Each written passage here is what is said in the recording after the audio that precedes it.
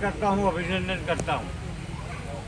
सारे वक्ताओं ने कांग्रेस को मजबूत करने के लिए बहुत सारी बातें कर दी, मगर हमको हर चीज़ समझनी होगी। आज़ादी के पहले हमारी स्थिति क्या थी? एक तंत्री हुकूमत में पूनावाला कांड हुआ और कुआं की जेल में लोग आए थे। ये वही कुआं की धरती है। और इसके बाद देश आज़ाद होने के बाद विकास का आयाम देने का काम किया। इस वर्ष भयंकर, पिछले साल भयंकर पानी का अभाव था और लोग त्राहीमाम थे। इस भाजपा ने उनके कार्यकाल में कोई काम नहीं किए और इस साल गर्मियों में तबाह हो गए। और जब बारिश हुई तो 84 के किसान चिंतित थे, हमारे तालाब तो भर ही नहीं रहे। अरे वो तालाब जो आप चिंता कर रहे हैं वो कांग्रेस ने बनाए थे और आज भर गए। ये कुआं की वो धरती है जहां मैं आसपुर विधायक बना था और 14 साल तक माही कैनाल को भाजपा ने रोक दिया था। उसको आसपुर विधायक बनने के बाद स्वीकृति दिलाई और आज 23 साल के बाद मेरा ख्याल है इस कुआं के अंदर पानी आने की तैयारी है। ये काम भी कांग्रेस का है, इसलिए हमको समझने की जरूरत है। अभी ये बात कर रहे थे यहाँ पड़ोस के बड़े तालाब की, आपके बेहकानगा, उसमें भी पिछले टाइम बजट बहुत दिया था। आपके आगे अमरपुरा डैम की बात कर रहे थे। अमरपुरा डैम कैसे बना? माननीय विधायक शंकरलाल जी हारी थे और एक मेरा दोस्त अधिकारी चीफ इंजीनियर बन गया।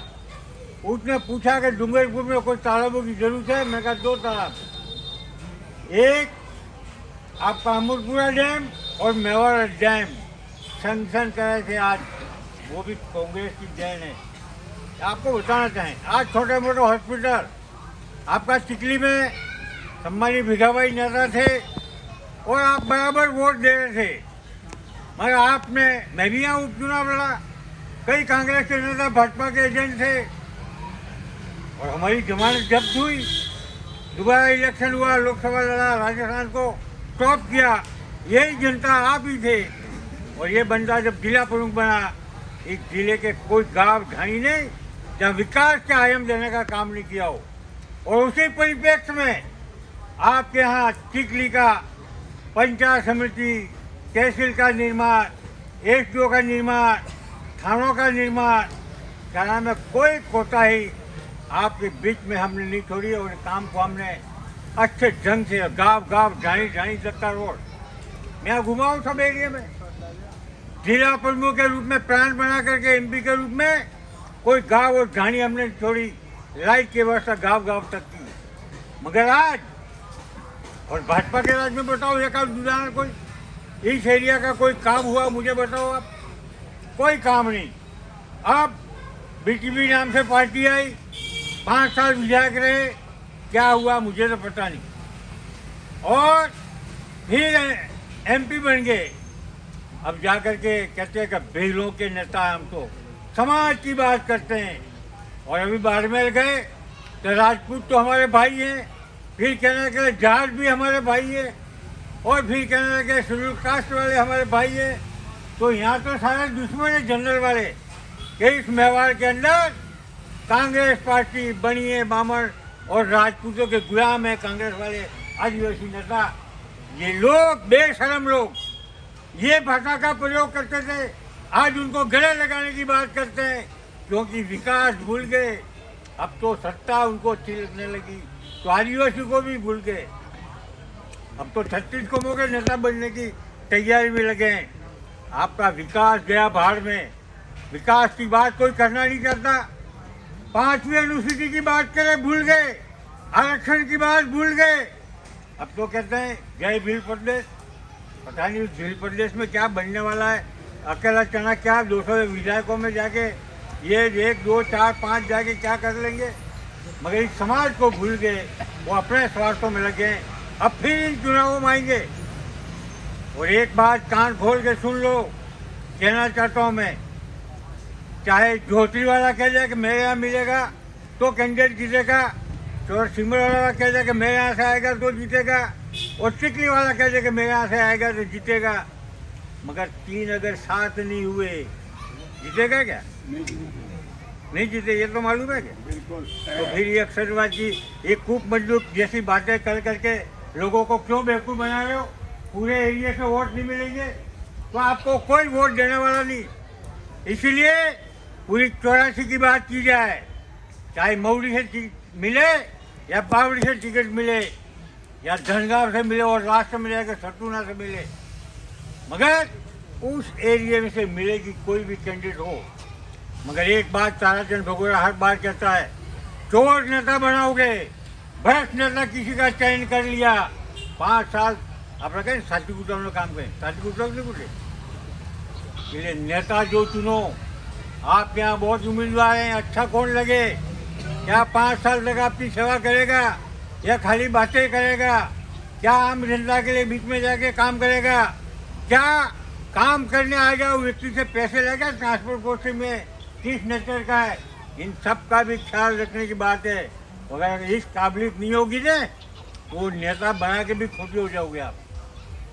इसलिए अगर मालभुआ स्कोर आवेगा क्या? एनो आवेगा बहु जो रोपोगा तो केरी लगेगा कि मात्र कांकड़ा लगेगा? वो लगेगा, क्या लगेगा? पापड़ा।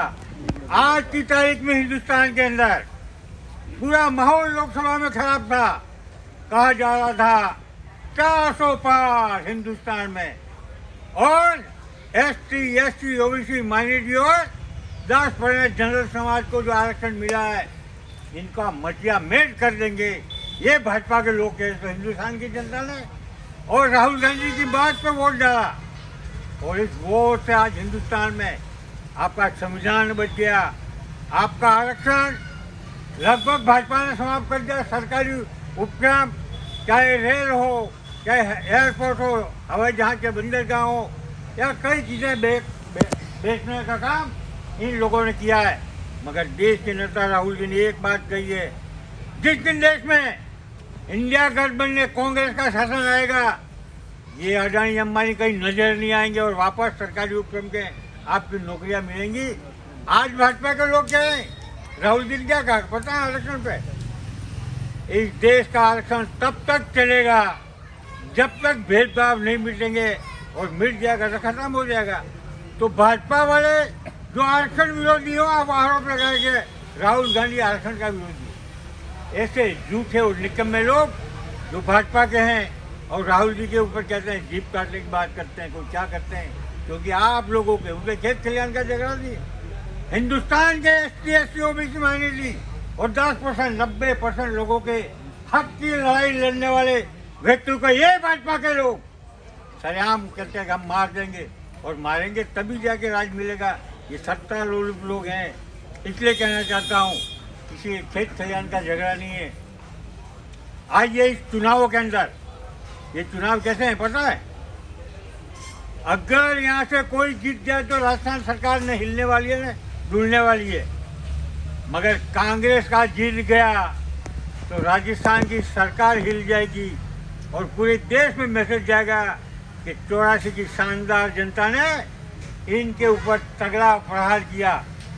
आप ऑनलाइन बड़ौदा करें, बड़ौदा हम आर करोगे और टेढ़ आर करोगे, ये आर करवानो समय है। बात किसी के बहकावे में नहीं आए, एक तगड़ा परवाना रखिए और इनको चढ़ाइए। अपना आप ये लाइन पे आएंगे ना, आपके खाली थैलियाँ बंद हो जाएंगी। जो सामान बंद कर दिया है ऑटोमेटिक बंद कर देंगे, बंद किया तो चालू कर देंगे। इसलिए कैंडिडेट आएगा एक, कोई भी आएगा एक, उस कैंडिडेट को भारी मतदान करें। कांग्रेस के पास पैसा नहीं है, सुना है लोकसभा चुनाव में भी भाजपा ने ताला लगा दिया था, बैन लगा दिया था उनके फाइनेंस पे, और अभी लड़ेंगे तो उसमें भी नहीं होगा।